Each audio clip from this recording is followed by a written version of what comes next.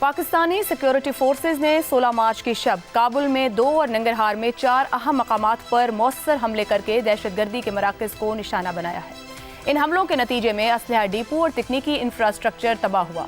शदीद धमाकों ने इस अमर की तस्दीक की कि वहाँ गोला बारूद के बड़े ज़खायर मौजूद थे। ये कार्रवाइयाँ उस मुनज़्ज़म हिकमत अमली का हिस्सा हैं जिसका मकसद अफगानिस्तान की सरजमीन से पाकिस्तान के खिलाफ होने वाली दहशतगर्दी का खात्मा है। इसी तनाजुर में ऑपरेशन ग़ज़्ब-उल हक़ अब एक फैसला कुन और मौसर रुख इख्तियार कर चुका है। वज़ीर इत्तलात अता तारड़ के मुताबिक इस ऑपरेशन के दौरान कंधार में फितना खारिज और अफ़गान तालिबान के 684 दहशतगर्द हलाक हुए हैं, जबकि 252 अस्करी चौकियों को तबाह और 44 को कब्जे में लेकर ख़त्म किया गया है। मजीद 229 टैंक, बख्तरबंद गाड़ियाँ और तोपें भी तबाह की गई हैं। 27 मकामात को फ़ज़ाई कार्रवाइयों में निशाना बनाया गया है। ये आदादो शुमार इस बात का सबूत है कि पाकिस्तान दहशतगर्द नेटवर्क्स को कमज़ोर और तालिबान के अस्करी ढांचे को भी शदीद नुकसान पहुँचा रहा है। दूसरी जानिब चीन ने हालिया दिनों में पाकिस्तान और अफ़गान तालिबान के दरमियान सालसी की कोशिशों को फिर तेज़ किया है। चीनी वज़ीर ख़ारजा ने अफ़गान हम मनसब अमीर खान मुत्तकी से टेलीफोनिक रब्ता करके इस बात पर जोर दिया कि दोनों ममालिक मामलात को मुज़ाकरात के ज़रिए हल करें। चीन के अलावा ईरान, रूस, कतर, सऊदी अरब और तुर्की भी माजी में पाकिस्तान और अफ़गान तालिबान के दरमियान सालसी की कोशिशें करते रहे हैं। ताहम इन तमाम सिफारती कोशिशों में कोई खातिर खा पेशरफ्त नहीं हो सकी, जिसकी बुनियादी वजह अफ़गान तालिबान का हट धर्मी पर मबनी रवैया है। तालिबान न सिर्फ दोहा मुआहदे के तहत किए गए वादों की पासदारी में नाकाम रहे हैं, बल्कि वो भारतीय पुष्ट पनाही से फितना अल खारिज जैसे दहशतगर्द अनासिर की सरपरस्ती भी कर रहे हैं। यही वो अवामिल हैं जिनकी बिना पर पाकिस्तान ने ऑपरेशन ग़ज़्ब-उल हक़ के तहत अफ़गानिस्तान में मौसर कार्रवाइयाँ शुरू की। ये इक़दाम बैनुल अक़वामी कानून और कौमी सलामती के तकाज़ों के ऐन मुताबिक है। अफ़गान तालिबान का तर्ज़ अमल पूरे खित्ते के अमन के लिए भी शदीद ख़तरा है। रूस और कई ममालिक के साथ अक़वाम मुत्तहिदा भी ये कह चुका है कि अफ़गान तालिबान दहशतगर्द तंजीमों के साथ अमली ताउन कर रहे हैं। इस सूरत हाल में एक अहम सवाल यही है कि क्या ऐसा रवैया रखने वाले फरीक के साथ किसी भी किस्म की सालसी की गुंजाइश बाकी रह जाती है? जो तालिबान आलमी सतह पर किए गए दोहा मुआहदे की पासदारी नहीं कर रहे, उनकी यकीन दहानियों पर किस बुनियाद पर एतबार किया जा सकता है? मजीद बरां क्या बगैर किसी ठोस और काबिल तस्दीक जमानत के महज सालिसों की मौजूदगी में मुज़ाकरात की मेज़ पर बैठना दानिशमंदाना भी होगा? जब तक अफ़गान तालिबान दहशतगर्द अनासिर के खिलाफ अमली और फैसला को नहीं लेते, उस वक्त तक ना तो मुज़ाकरात बामायने हो सकते हैं और ना ही खित्ते में पायदार अमन कायम हो सकता है। पैनल की राय इसी पूरी सूरत हाल पर आपके सामने रखेंगे। हमारे साथ हैं हसन निसार, ज़ैगम खान, शहजाद चौधरी और आमिर अहमद खान साहब। प्रोग्राम का सवाल आप सभी के लिए। सिफारतकारी, सालसी और मुज़ाकरात की तमाम तर कोशिशें, अफ़गान तालिबान का मुसलसल हट धर्मी का मुज़ाहरा, ऑपरेशन ग़ज़्ब-उल हक़, कामयाब अस्करी हिकमत अमली का इजहार, क्या अब अफ़गान तालिबान के साथ सालसी की गुंजाइश बाकी रह जाती है? शहजाद चौधरी साहब, गुज़िश्ता 3-4 साल की एक पूरी टाइम लाइन है। कब कब पाकिस्तान ने मुज़ाकरात, सालसी, सिफारतकारी, किस तरीके से इस इशू को सॉर्ट आउट करने की कोशिश नहीं की? दोहा मुआहिदा भी किया तालिबान ने, उस पर कायम नहीं रहे। जहां अब पाकिस्तान और अफगानिस्तान खड़े हैं, क्या सालसी की पेशकशें कोई नतीजा दे सकती हैं? क्या कोई गुंजाइश बाकी है कि वंस फॉर ऑल जो एक बुनियादी मामला है उसे तय किए बगैर मेज़ पर बैठा जाए? देखिए, सालसी की गुंजाइश तो हर वक्त होती है और रहनी चाहिए।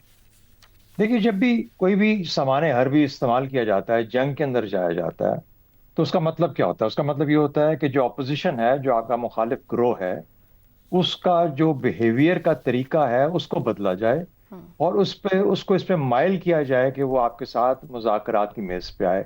जो इंस्ट्रूमेंट ऑफ वॉर है, ये पॉलिटिकल स्पेस क्रिएट करता है। ये है इसका बिल्कुल हतमी एक जिंदगी जो मकसद है इसका, वो ये मकसद है कि इस instrument of war political space create करें।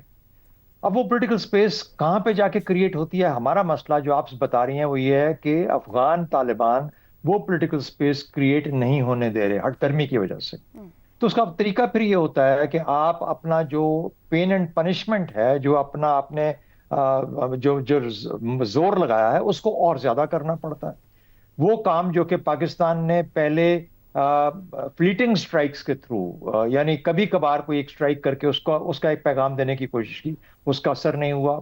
फिर हमने थोड़ा सा और ज्यादा सस्टेंड किया तो वो भी असर नहीं हुआ। अब हम उन वसाइल पे, उन रसद और तरसील की जगहों पे जाके हमले कर रहे हैं जो कि उनके निज़ाम को अफेक्ट करें और अटैक करें। उसमें अफगान तालिबान का कुछ हेडक्वार्टर्स भी हैं, वो भी करीब है, लेकिन उससे भी लगता है कि उन पर असर नहीं पड़ रहा। اب یہاں پہ ایک لمحے کے لیے توقف کر کے یہ سوچنا پڑے گا کہ ہم اس کے بعد اور کتنی ایفرٹ اس میں ڈالنی چاہیے.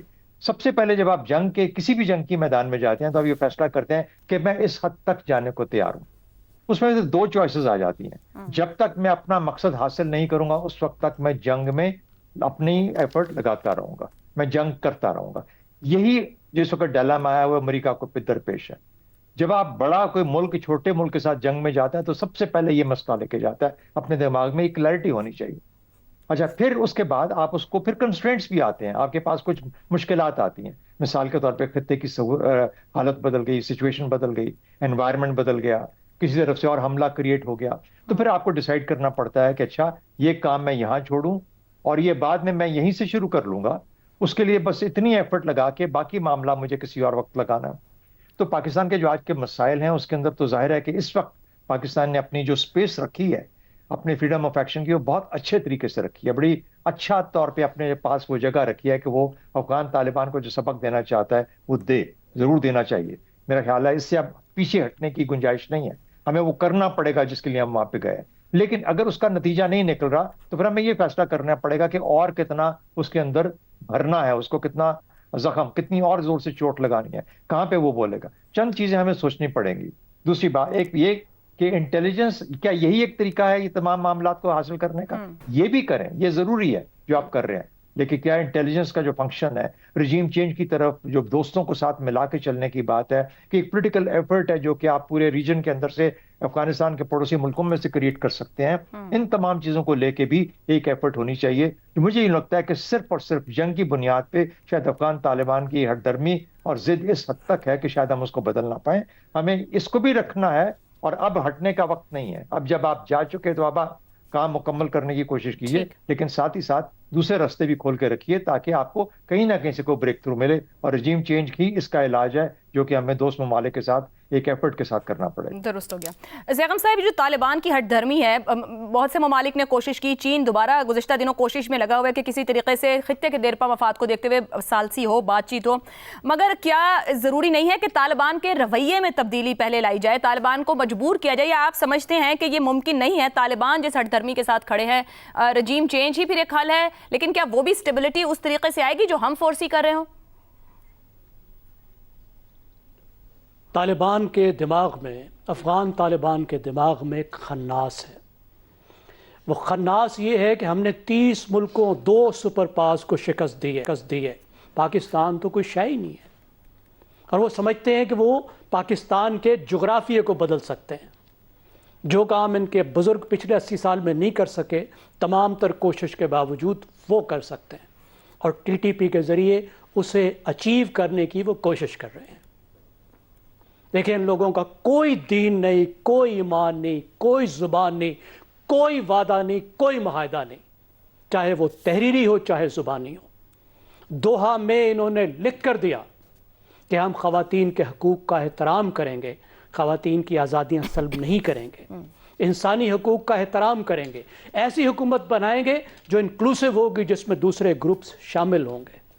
یہ وعدہ کیا انہوں نے کہ ہم اپنے ملک کو دہشت گردی کا مرکز نہیں بننے دیں گے, کسی دہشت گرد کو پناہ نہیں دیں گے. اب آپ مجھے بتائیے, کیا پاکستان امریکہ سے بڑا ہے؟ کیا پاکستان دوحہ سے بڑا معاہدہ کر سکتا ہے؟ اگر وہ امریکہ سے معاہدہ کر کے دوحہ کے پروسیس کے بعد اس تحریر شدہ اگریمنٹ کو اٹھا کر ایک طرف پھینک دیتے ہیں, تو آپ کے ساتھ کسی معاہدے کی کیا اوقات ہے؟ اور جب بھی انہوں نے آپ کے ساتھ بات چیت کی ہے, انہوں نے یہی کیا ہے کہ کسی بھی بات چیت کے بعد, کچھ پیش رفت کے بعد, انہوں نے دوبارہ پیٹھ میں چھرا گھونپا ہے اور دہشت گردی کو بڑھایا ہے. وہ اس چیز کو کم کرنے کو تیار نہیں ہے. اور ہمیں نہیں بھولنا چاہیے کہ ٹی ٹی پی اور ٹی ٹی اے ایک ہے, جس کا بہت پہلے ہمیں پتہ ہونا چاہیے. اور ان کے ہاتھ پہ 70,000 پاکستانیوں کا خون ہے. دیکھیں, ہم نے کیا کرنے کی کوشش نہیں کی گزشتہ 5 سال میں. کتنی مراعات دی انہیں, کیرٹس دی, انسینٹیوز جس کو کہتے ہیں, تجارتی رعایتیں دی, ٹرانزٹ ٹریڈ کے تحت ان کو سمگلنگ کی سہولت دی, سی پیک میں ان کو شامل کرایا, दुनिया भर में हर इंटरनेशनल फोरम में उनकी वकालत की, उनकी बिहाफ पर डिप्लोमेसी की, उनके लिए पूरी दुनिया से रियायतें हासिल करने की कोशिश की, स्कॉलरशिप्स दी, सेहत में मराहत दी, तालीम में मराहत दी, वीज़ों में सहूलत दी। क्या नतीजा निकला? आपने कितने तरह के मुज़ाकरात किए, बराह रास्त मुज़ाकरात किए। एम्बेसडर सादिक थे, एम्बेसडर दुरानी थे, वज़ीर ख़ारजा खुद गए, मिलिट्री के ऑफिशियल्स गए, इंटेलिजेंस के ऑफिशियल्स गए, आपके सिविल, आपकी जो ब्यूरोक्रेसी है उसके ऑफिशियल्स गए, मुसलसल 5 साल बात करते रहे। आपने उलमा की डिप्लोमेसी की। बिल्कुल। वो उलमा जो उनके उस्ताद हैं, जिनको वो बज़ाहिर कहते हैं कि हमने इसके पास पढ़ा है, ये हमारे उस्ताद हैं, जिस मकतब फ़िक्र को वो मानते हैं, उनके जय्यत तरीन उलमा के ज़ैगम साहब, हमारे पास जितने ऑप्शंस थे हमने वो सब इस्तेमाल कर लिए। अब हमारे पास क्या ऑप्शन है? Hit hard is the only option? देखिए, इस वक्त जो सबसे अहम बात है कि उनको इस बात का एहसास हो कि जो पाकिस्तान के ख़िलाफ़ प्रॉक्सी जंग है ये एक महंगा अमल है, इसमें फ़ायदा कम है, इसमें नुकसान ज़्यादा है। वो पेन पॉइंट वहाँ तक जहाँ तक कि ये इस बात पर कन्विंस हो जाए कि डेटरेंस कायम हो जाए और उनको ये समझ आ जाए कि टीटीपी की सपोर्ट करने की कीमत बहुत ज़्यादा है, हम इसको अफोर्ड नहीं कर सकते। ठीक, उसी लिए ये अमल शुरू किया गया है। लेकिन इसके लिए फिर सोच की तब्दीली होगी ना। आपने खुद कहा टीटीपी और टीटीए एक ही है, एक ही सिक्के के दो रुख हैं, तो फिर तो जब तक जहन तब्दील नहीं होता कुछ और दूसरी बात जी जहन की तब्दीली, लेकिन उसके साथ जो दूसरी बात जो इस ऑपरेशन का मकसद है वो ये है कि अगर जहन नहीं बदलता तो इनकी सलाहियत कम से कम वो नहीं रहनी चाहिए दुरुस्त हो गया कि पाकिस्तान के बहुत ज़्यादा नुकसान पहुंचा सके। ठीक है, इनके जो एमुनेशन डिपो जा रहे हैं वो सलाहियत को ख़त्म करने के लिए है कि अगर इनकी नीयत नहीं बदलती, नीयत तो नहीं बदलेगी, अगर इनका रवैया नहीं बदलता तो कम से कम इसमें वो सलाहियत नहीं होनी चाहिए कि पाकिस्तान को बहुत ज़्यादा नुकसान पहुंचाए। ये बुनियादी बात है। उसके अलावा मुआहदे शुआहदे सब कुछ कर सकते हैं, हर फॉर्मेट कर सकते हैं, लेकिन ज़हन में रखिए कि असल चीज़ जो इनको मना करेगी, रोकेगी, वो सिर्फ इस बात का खौफ है कि इस बात की कीमत बहुत ज़्यादा है। ठीक हो गया।